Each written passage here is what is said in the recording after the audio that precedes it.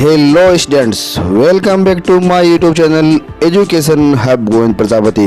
मेरे प्यारे विद्यार्थियों, आज हम सबसे महत्वपूर्ण प्रश्नावली हमारी पाठ्य पुस्तक की सांख्यिकी जो कि 15 नंबरों की है, सबसे अधिक नंबरों की प्रश्नावली यही है और 15 नंबरों की है। 8 प्रश्न आएंगे आपके प्रश्न पत्र के अंदर। इस प्रश्नावली से 8 प्रश्न और अंक भार उनका होगा 15। तो आपको अधिक से अधिक ध्यान इसी प्रश्नावली पर देना है। मैं आज यहाँ पर आपको जो कि शेखावटी मिशन 100 है उसके महत्वपूर्ण प्रश्नों को सरल करवाऊंगा। तो शुरू करते हैं आज का हमारा यह अभ्यास। इस प्रश्नावली का सबसे महत्वपूर्ण फर्स्ट पार्ट जो है वो है समांतर माध्य। तो समांतर माध्य ज्ञात करने के लिए उससे संबंधित फॉर्मूले आपको ध्यान रखने हैं। समांतर माध्य का फर्स्ट फॉर्मूला है वो है आंकड़ों का योग बट्टे आंकड़ों की संख्या। उसके पश्चात 3 विधियां हैं, प्रत्यक्ष विधि, कल्पित विधि, पग विचलन विधि। वो सूत्र आपको अच्छी तरीके से याद रखने हैं। अब हमें क्वेश्चन लेते हैं, उसमें हमें आंकड़े दे रखे हैं और उन आंकड़ों का समांतर माध्य ज्ञात करना है। तो हम सूत्र लगाएंगे, समांतर माध्य बराबर आंकड़ों का योग बट्टे आंकड़ों की संख्या, और सरल करेंगे तो हमारे पास इन आंकड़ों का समांतर माध्य जो है वह 4 आएगा। नेक्स्ट क्वेश्चन के अंदर हमें प्रत्यक्ष विधि की सहायता से समांतर माध्य ज्ञात करना है। तो यहाँ पर वर्गीकृत अंतराल नहीं है, यानी सीधा अक्ष हमें दे रखा है। चर अक्ष का मान है 2, 4, 6, 8, 10 और एफ हमें दे रखा है फ्रीक्वेंसी बारंबारता। तो प्रत्यक्ष विधि का फॉर्मूला सिग्मा एफ एक्स बटे सिग्मा एफ सूत्र यूज में करेंगे और सरल करेंगे तो समांतर माध्य हमारे पास आएगा 6। अतः हमें सूत्र याद होने पर हम आसानी से समांतर माध्य ज्ञात कर सकते हैं। रिलेटेड क्वेश्चन से संबंधित फॉर्मूला है वो हमें अनिवार्य रूप से लिखना है। इसके भी आपको नंबर मिलते हैं, हाफ नंबर इसका होता है। अब हमारे पास में विद्यार्थियों के समांतर माध्य ज्ञात करना है। आंकड़े हैं वो वर्गीकृत है, यानी हमें यहाँ पर अक्ष ज्ञात करना होगा। अक्ष मीन्स उन वर्ग अंतरालों का वर्ग चिन्ह, मध्य मान जो मान है वो लिखना है। 20 और 30 के मध्य में मध्य मान होता है 25। ऐसे हम सिमिलरली ज्ञात करके सिग्मा एफ एक्स बटे सिग्मा एफ में वैल्यू पुट करेंगे और माध्य ज्ञात करेंगे, हमारे पास आंसर प्राप्त हो जाएगा। नेक्स्ट जो क्वेश्चन है उसके अंदर हमें आंकड़े दे रखे हैं 5, 7, 9 अक्ष। इनका समांतर माध्य में दिया हुआ है, यानी आपको अक्ष का मान ज्ञात करना है। सूत्र वही लगाएंगे, समांतर माध्य बराबर आंकड़ों का योग बटे आंकड़ों की संख्या, और सिमिलरली हम वैल्यू पुट करके फाइंड आउट करेंगे एक्स का मान, जो कि आपको 15 प्राप्त होगा। अब एक बहुत ही इंपॉर्टेंट क्वेश्चन जो है सीधा न्यू टाइप के अंदर आ सकता है। यह आपको दे रखा है, यदि x1 x2 डॉट xn इनका माध्य x बार दे रखा हो तो उन आंकड़ों को अगर किसी संख्या से गुणा कर दिया जाए, जैसे m से गुणा करते हैं तो आंकड़े हो गए mx1 mx2 डॉट mxn, तो उनका माध्य क्या होगा ये बताना है। तो उनका माध्य होगा उन आंकड़ों के माध्य को उस संख्या जो m है उससे गुणा करना है, वही उनका माध्य होता है। जैसे आपको एक एग्जांपल दे रखा है, यदि 5 संख्याओं का माध्य 15 है, प्रत्येक संख्या को 4 से गुणा करने में नया माध्य क्या होगा, तो उस माध्य को संख्या 4 से गुणा कर दीजिए, 60 है वो उन आंकड़ों का माध्य हो जाएगा। नेक्स्ट क्वेश्चन के अंदर दिए गए बारंबारता बंटन का कल्पित विधि की सहायता से समांतर माध्य ज्ञात करना है।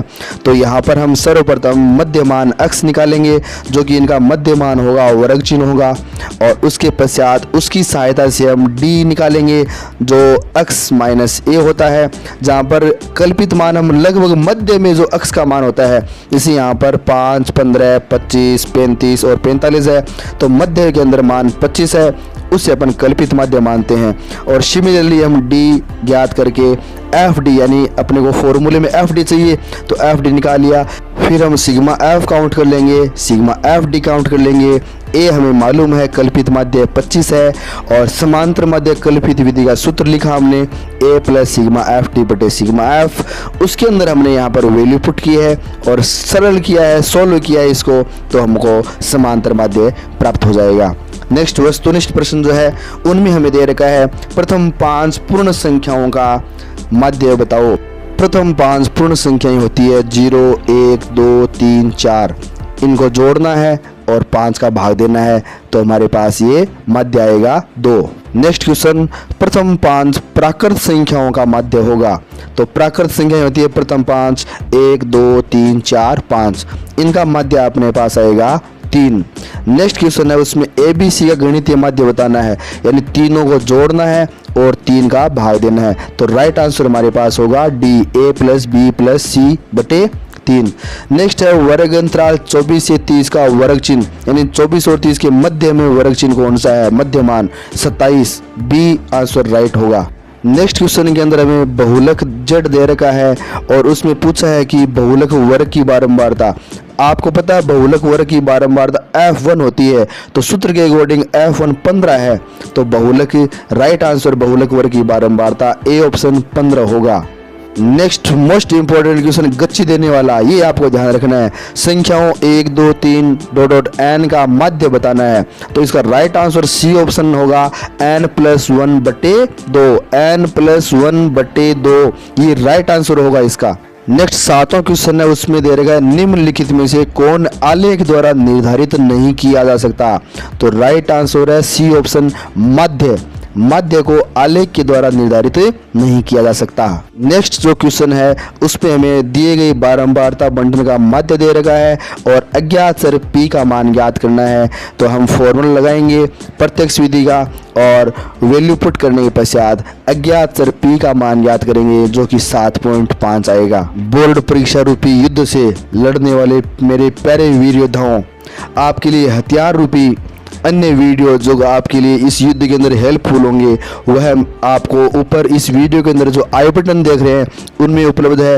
वीडियो के नीचे डिस्क्रिप्शन बॉक्स है, वहां जाकर भी आप इनका अधिक से अधिक लाभ ले सकते हैं, ताकि आप इस युद्ध में अपना परचम लहराएं, युद्ध में विजेता बने। नेक्स्ट एक कंसेप्ट का क्वेश्चन हो रहा है, उसमें दे रखा है 5 संख्याओं का औसत 18 है। यदि एक संख्या हटा दी जाए तो औसत 16 हो जाता है। हटाई गई संख्या कितनी होगी ये बताना है। तो आपको क्या करना है, जो पहली 5 संख्या औसत है उसको गुणा कर लीजिए 5 से, फिर एक संख्या हटाने पर औसत होता है, तो हटाने पर संख्या 4 हो गई, तो 4 को औसत से गुणा कर दी 16 से, और इनका डिफरेंस लेना है, वही हटाई गई संख्या का मान होगा। नेक्स्ट क्वेश्चन आपके अभ्यास के लिए दे रखा है, दिए गई बारंबारता बंटन का आपको माध्य ज्ञात करना है। किसी भी विधि से आप इसका माध्य ज्ञात कर सके, नाम नहीं दे रखा यहाँ पे। उसके पश्चात सेकंड टॉपिक आता है माध्यक। माध्यक दे रखा हो, केवल सिंपल आंकड़े दे रखी हो, व्यक्तिगत श्रेणी, तो हमें या तो उनको आरोही क्रम में लिखना है या फिर अवरोही क्रम में लिखना है। और उसके पश्चात अगर n विषम होता है तो माध्यक होता है n + 1 बटा 2वां पद, और n का मान सम होता है, यानी आंकड़े अगर सम संख्या में हो तो फिर माध्यक होता है n बटा 2वां पद, n बटा 2 + 1वां पद, इनका माध्य लेना होता है। एग्जाम्पल के रूप में हम यहाँ पर फर्स्ट क्वेश्चन ले रहे हैं, उसके अंदर हमें जो आंकड़े दे रखे हैं उनको हमने आरोही क्रम में सेट किया है, व्यवस्थित किया है, और ये आंकड़े हमारे पास में है 8, यानी n हो गया सम। तो इनका माध्यक हम ज्ञात करेंगे, तो n बटा 2वां पद यानी 8 बटा 2 4 आया, चौथा पद, और n बटा 2 + 1वां पद, तो 4 + 1 5वां पद, तो चौथा पद और 5वां पद। चौथा पद हमारे पास में है यहाँ पर 5, और 5वां पद हमारे पास में है 6। इनका माध्य लेना है हमें, तो 5 + 6 बटे 2 11 बटे 2 बराबर राइट आंसर होगा 5.5। इसी प्रकार हमें नेक्स्ट क्वेश्चन दे रखा है, उनमें आंकड़े आरोही क्रम में सेट किए हुए हैं और इनका माध्यक दे रखा है 7 है। तो अज्ञात राशि x का मान ज्ञात करना है। तो यहाँ पर माध्यक हमें दे रखा है, ये आंकड़े जो है वो विषम है, 7 है विषम आंकड़े, तो विषम होगा तो n + 1 बटे 2 यानी 7 + 1 बटे 2। चौथा पद होगा, चौथा पद कितना होगा, चौथा पद है x, तो x का मान माध्यक होगा। माध्य कितना है 7, तो x का मान हो गया 7। अभी तक हमने जो माध्यक ज्ञात किया था वह था व्यक्तिगत श्रेणी का माध्यक, और अब हमारे पास अगर अवर्गीकृत बारंबारता बंटन आ जाए तो उसका माध्य ज्ञात करने के लिए हमें संचयी बारंबारता सारणी बनानी पड़ती है। जैसे हमको एक इंडेक्स दे रखी हो तो संचयी बारंबारता ज्ञात करने के लिए हम उसे योग के रूप में लिखेंगे। जैसे हमारे पास एक एग्जाम्पल दे रखा है, उसके अंदर आपको चर x का मान दे रखा है 5 6 7 8, और बारंबारता दे रखी है 2 3 3 और 2। तो हम संचयी बारंबारता सारणी बनाएंगे, उसके अंदर योग करके लिखेंगे बारंबारता को। पहले स्टेप में 2, दूसरे में 2 में 3 जोड़ देंगे 5, नेक्स्ट में 5 में 3 और जोड़ देंगे 8, और उसके पश्चात नेक्स्ट में 8 में 2 और जोड़ देंगे, हमारे पास 10 हो गया। ये सिग्मा एफ है, वही लास्ट बारंबार सिग्मा एफ 10 है, तो यहाँ पर कैपिटल एन का मान हमारे पास 10 हो गया। एन बटा 2 ज्ञात करेंगे, 5 आएगा, तो हमें 5 से ठीक अधिक संचयी बारंबारता कितनी है? 8। उसके संगत चर कितना है? 7। वही इन आंकड़ों का माध्यक होगा। अब हम यहाँ पर सीखेंगे वर्गीकृत बारंबारता बंटन का माध्यक ज्ञात कैसे करते हैं।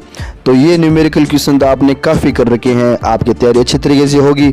माध्यक का फॉर्मूला आपको याद होना चाहिए। माध्यक m बराबर है l प्लस एन बटे 2 माइनस सी एफ बटे एफ इंटू एच, जहाँ पर इन सभी के सामान्य गणितीय अर्थ हैं। l m f h c f इनके सामान्य गणितीय अर्थ हैं। तो यहाँ पर हम जो फर्स्ट क्वेश्चन ले रहे हैं, उस फर्स्ट क्वेश्चन के अंदर हमको एक वर्गीकृत बारंबारता बंटन दे रखा है, और इसके लिए हमें एक सारणी तैयार करनी है। संचयी बारंबारता की CF ज्ञात करेंगे, तो CF आपको योग के रूप में लिखना है।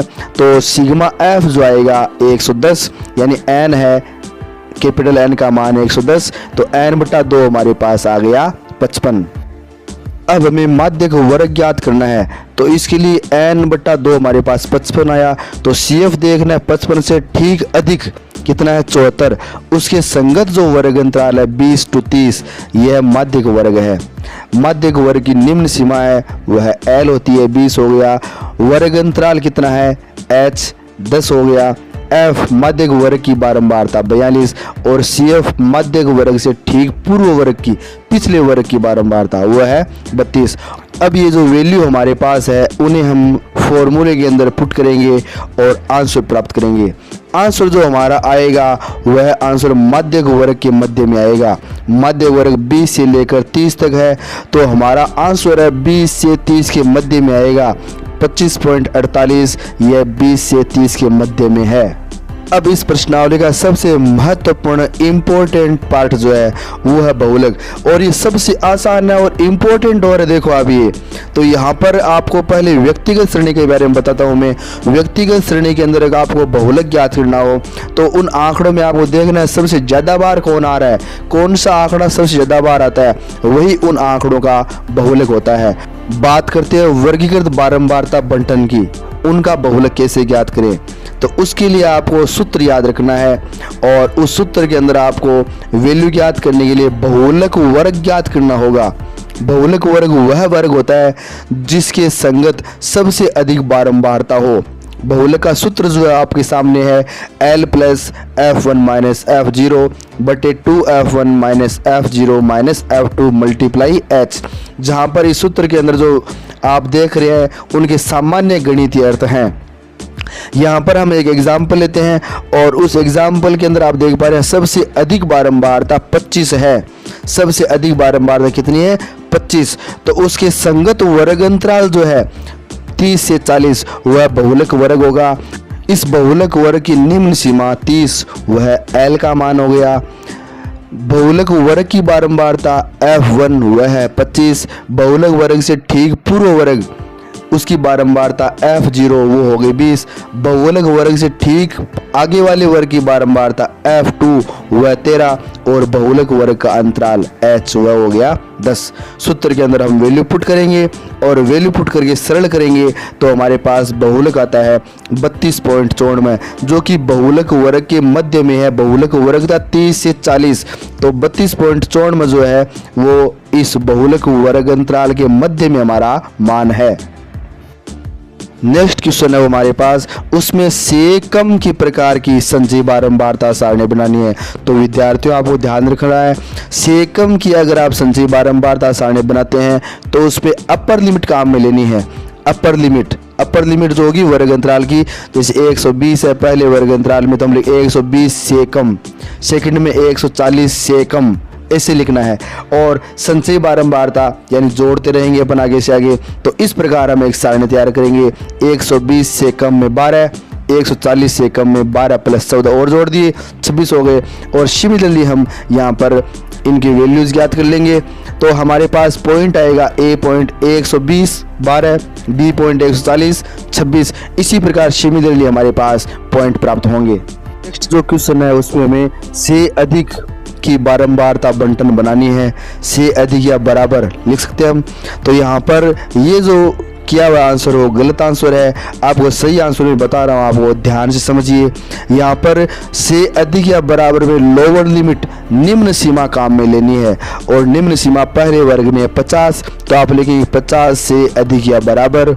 इसी प्रकार सेकंड में लिखेंगे 55 से अधिक या बराबर। थर्ड में निम्न सीमा है 60, तो 60 से अधिक या बराबर। इस प्रकार आप से अधिक या बराबर ये लिखेंगे उत्पादन में, और फिर बारंबारता जो लिखेंगे आगे उसमें सर्वप्रथम जो पहला वर्ग अंतराल जो होगा, यानी आप लिख रहे हैं 50 से अधिक या बराबर, उसमें उन सभी बारंबारताओं का योग लिखना है, सबको जोड़ करके लिखना है, तो वो हमारे पास आ गया 100। नेक्स्ट जो आप स्टेप लिखेंगे 55 से अधिक या बराबर, उसमें 100 में से 2 कम करने हैं, 98 98। नेक्स्ट जो होगा उसके अंदर 98 में से 8 कम कर दो, आप लिख दोगे 90। नेक्स्ट के अंदर 90 में से 12 कम करने हैं, तो आएगा 78। उसके पश्चात नेक्स्ट जो होगा उसमें 78 में से आपको 24 कम करने हैं, तो आएगा 54। और उसके पश्चात जो लास्ट बचा उसके अंदर आपको 54 में से 38 कम करने हैं, तो आपके पास आएगा 16। तो इस प्रकार लास्ट वाला आंकड़ा आपको एकदम सेम मैच करेगा, तो आपको पता चल जाएगा कि आपकी यह बारंबारता सारणी जो है से अधिक या बराबर की वह सही है। नेक्स्ट हमारे पास न्यू टाइप है केंद्रीय प्रवृत्ति की माप। तो केंद्रीय प्रवृत्ति की माप तीनों ही होते हैं, माध्य माध्यक बहुलक, तीनों ही केंद्रीय प्रवृत्ति की माप है। तो राइट आंसर है उपरोक्त सभी। सेकंड क्वेश्चन है उस प्रेक्षण का मान जिसकी बारंबारता सबसे अधिक होती है। तो सबसे अधिक बारंबारता वाला बहुलक वर्ग होता है, बहुलक। राइट आंसर हमारे पास सी। थर्ड क्वेश्चन है कल्पित विधि के माध्य का सूत्र। तो विधि का सूत्र आपको पता ही है, लिख दीजिएगा। नेक्स्ट हमारे पास दे रखा है चौथा प्रश्न, प्राप्तांक जो दे रखे हैं इनकी माध्यिका ज्ञात करनी है। माध्यक यानी माध्यिका, उसको आप आरोही क्रम में लिख करके सेट कीजिएगा और आंसर आप प्राप्त कीजिएगा। नेक्स्ट क्वेश्चन के अंदर आपको इन आंकड़ों का बहुलक ज्ञात करना है, और उसके बाद छठा प्रश्न है उसमें माध्य माध्यक बहुलक, उनमें संबंध क्या है, रिलेशन। राइट आंसर बी जो है वो हमारे पास होगा। सातवें प्रश्न के अंदर माध्य और बहुलक दे रखा है, तो छठे प्रश्न के अंदर जो बहुलक इनके रिलेशन का सूत्र जो है वही लगाना है, माध्य ज्ञात करना है। और सातवें प्रश्न के अंदर संचयी बारंबारता सारणी का उपयोग होता है किसे ज्ञात करने के लिए। तो राइट आंसर है माध्य की ज्ञात करने के लिए संचयी बारंबारता सारणी का उपयोग हम करते हैं, तोड़ हम बनाते हैं, खींचते हैं। नेक्स्ट आपके लिए अभ्यास हेतु प्रश्न दे रखे हैं, इनका आप स्वयं अभ्यास कीजिएगा।